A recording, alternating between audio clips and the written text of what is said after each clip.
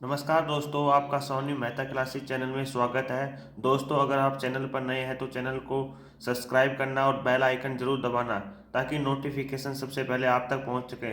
तो दोस्तों, आज हम करने वाले हैं डाइस और पासा से संबंधित क्वेश्चन। तो दोस्तों, पासा करने से पहले कुछ बेसिक जान लेते हैं। पासा जो होता है वो दो प्रकार का होता है। पासा जो होता है वो कितने प्रकार का होता है? दो प्रकार का होता है। पहला है स्टैंडर्ड डाइस। स्टैंडर्ड डाइस होता है DRED, स्टैंडर्ड डाइस होता है। और दूसरा होता है जर्नल डाइस। जर्नल डाइस होता है। तो स्टैंडर्ड डाइस में क्या होता है दोस्तों, इसमें जो है अगल बगल का योग साथ नहीं होता। जर्नल डाइस में अगल अगल बगल का योग अगल बगल का योग सात होता है। सात होता है। और इसमें जो स्टैंडर्ड डाइस में है, इसमें अगल बगल का योग सात नहीं होता। अगल बगल का योग सात नहीं होता।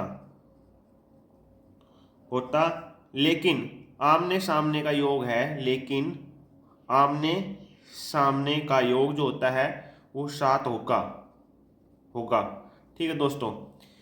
जैसे अगल बगल का योग कितने, पाँच और छः कितने हो रहे हैं? 11। और चार और पाँच कितने हो रहे हैं? 9। तो इसमें अगल बगल का योग सात कहीं भी नहीं हो रहा। तो ये कौन सा डाइस है? ये है स्टैंडर्ड डाइस। कौन सा डाइस है? ये है स्टैंडर्ड डाइस। ठीक है दोस्तों।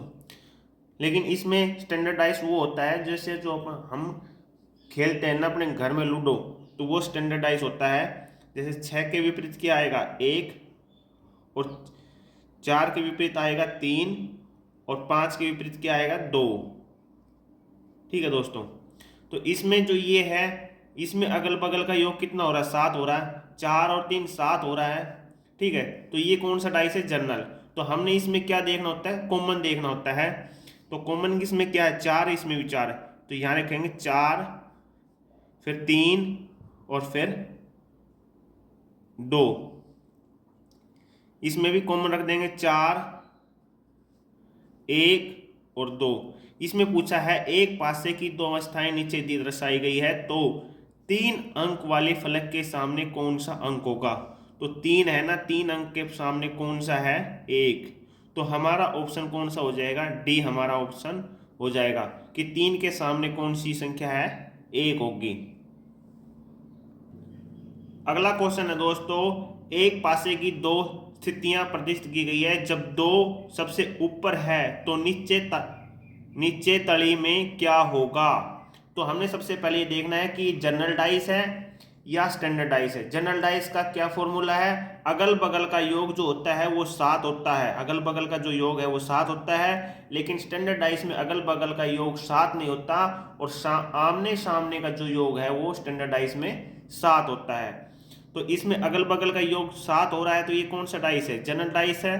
तो हमने इनमें कॉमन उठा लेना है। इसमें दो कॉमन ये है, इसमें दो ये कॉमन ये है। तो ऐसे लिख देंगे दो, और फिर चार, और फिर ये तीन। इसका भी उठाएंगे दो, और ये एक, और फिर ऐसे पाँच। तो इसमें पूछ रहा है दो के सबसे ऊपर है तो नीचे क्या होगा? अगर पाँच के विपरीत तीन है, चार के विपरीत एक है। अब दो के विपरीत क्या होगा? दो के विपरीत छः होगा, क्योंकि छः इसमें नंबर नहीं है। तो दो के विपरीत क्या होगा? छः होगा। क्योंकि तीन के विपरीत तो क्या हो रहा है? पाँच। ठीक है। और चार के विपरीत क्या हो रहा है? एक। और अब दो के विपरीत पूछ रहा है, तो दो के विपरीत क्या होगा? छः। छः इसमें नहीं है तो छः होगा। ऑप्शन ए हमारा आंसर होगा। अगला क्वेश्चन है दोस्तों, पासे की दो अवस्थाएं दर्शाई गई है। यदि अंक तीन शिखर पर है तो तल में अंक होगा। नीचे अंक कौन सा होगा? तो दोस्तों हमने वो देखना है कि ये जनरल डाइस है या स्टैंडर्ड डाइस है। तो इसमें अगर जनरल डाइस है तो अगल बगल का योग कितना होगा? सात होगा।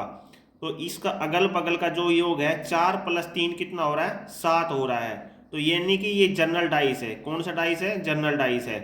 ठीक है। अगर स्टैंडर्ड डाइस हो तो उसमें अगल बगल का जो योग 7 नहीं होता, उसमें आमने सामने का जो योग है, ऊपर नीचे का जो है आमने सामने का योग 7 होता है। तो ये कौन सा डाइस है? जनरल डाइस है।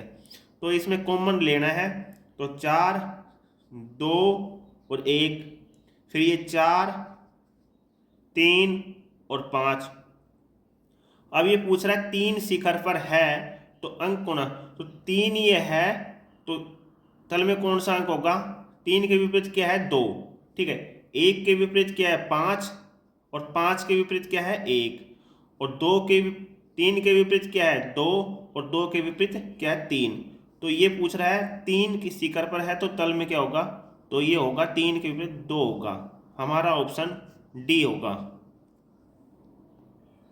अगला क्वेश्चन है दोस्तों, एक बार पासे को फेंका गया है, एक एक के विपरीत क्या होगा? तो दोस्तों हमने यही देखना है कि जनरल डाइस है या स्टैंडर्ड डाइस है। तो जनरल डाइस में क्या होता है? जनरल जो डाइस है उसमें होता है कि अगल बगल का योग जो है, अगल बगल बगल का योग जो है वो 7 होता है, 7 होता है योग। लेकिन स्टैंडर्ड दो डाइस में है अगल बगल का योग 7 नहीं होता, आमने सामने आमने सामने का योग जो होता है वो 7 होता है, 7 होता है। ठीक है। तो इसमें ये अगल बगल का योग 7 नहीं हो रहा, 4 5 9 हो रहा है, 5 और 1 6 हो रहा है, और 4 1 5 हो रहा है। तो ये कौन सा स्टाइल है? डाइस है, स्टैंडर्ड डाइस। ठीक है, स्टैंडर्ड डाइस है। तो स्टैंडर्ड डाइस है तो आमने सामने का योग क्या होता है? स्टैंडर्ड डाइस में 7 होता है। तो एक है, एक के विपरीत अगर एक में 6 कर देंगे तो कितना हो गया? 7। तो एक के विपरीत क्या होगा? 6। ठीक है। और 5 के विपरीत क्या होगा? 2, और 4 के विपरीत क्या होगा? 3। तो इसमें एक के विपरीत पूछा है, तो एक के विपरीत क्या है? 6। तो ऑप्शन सी होगा।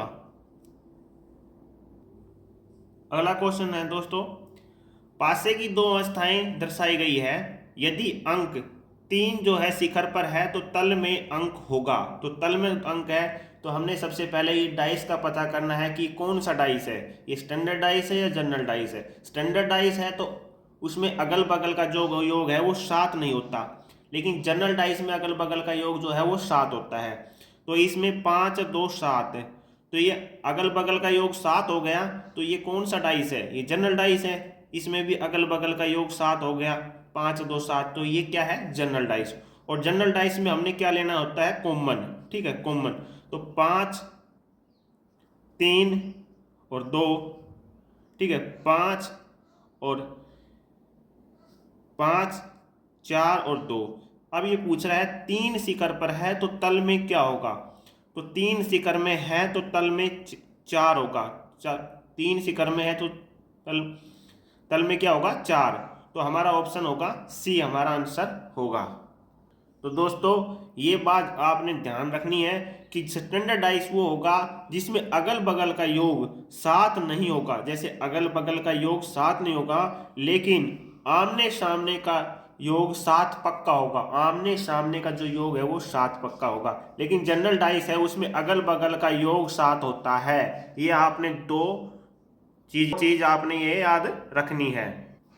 अगला क्वेश्चन है दोस्तों, नीचे दी गई प्रश्न आकृति को मोड़ने पर कौन सी आकृति बनेगी? तो दोस्तों आपने ये बताना है कि ये प्रश्न आकृति दे रखी है, इसमें कौन सी, इनको मोड़ने से कौन सी ये फिगर बनेगी। 4 ऑप्शन दे रखे हैं। तो दोस्तों कैसे करेंगे? इसमें एफ है, यहाँ से शुरू करना है और एक स्टेप छोड़ देना है। एफ से क्या आ गया? बी। ठीक है दोस्तों, अब बी आ गया, और बी एफ जो है वो बी के अपोजिट है, और जो इसको ई को यहां से करना है, ये किसके अपोजिट है? सी, इसके सी के अपोजिट है। और जो ए है वो किससे अपोजिट है? और ए है वो किससे अपोजिट है? डी से अपोजिट है।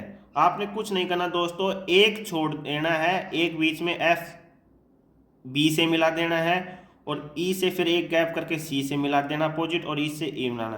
तो एफ के अपोजिट क्या हो गया? एफ के अपोजिट क्या हो गया? बी। ठीक है दोस्तों, और बी के बी ई के अपोजिट क्या होगा? ई। ई के अपोजिट क्या होगा सी, ठीक है, और ए के अपोजिट क्या होगा डी, ठीक है। अगर एफ है तो यहाँ बी है, एफ और बी, तो एफ के अपोजिट तो क्या है बी है, लेकिन ये एफ के बगल में दिखाई दे रहा है, तो ये तो आकृति बिल्कुल नहीं होगी, ठीक है दोस्तों। ई है, ई के अपोजिट क्या है सी, और ई के अपोजिट सी है, लेकिन वो सी हो सकता है दिखाई नहीं दे रहा है, हो भी सकता है, ठीक है। तो ऑप्शन अगला देखते हैं एक बार। ए के अपोजिट डी है, ए के अपोजिट डी है, ये बिल्कुल नहीं होगी, ठीक है। और बी के अपोजिट ई, बी के अपोजिट ई, और ई के अपोजिट सी, ये भी नहीं होगी। तो ऑप्शन कौन सा होगा बी, कि ये कह रहा है ई के अपोजिट सी, और ई इधर है तो अपोजिट सी इधर हो सकता है पक्का, ठीक है। तो ऑप्शन हमारा बी होगा। दोस्तों ये थे डाइस पासा से संबंधित क्वेश्चन। अगर आपने वीडियो अच्छी लगी तो लाइक शेयर कमेंट करना, और अब मिलते हैं एक नेक्स्ट वीडियो में। धन्यवाद दोस्तों।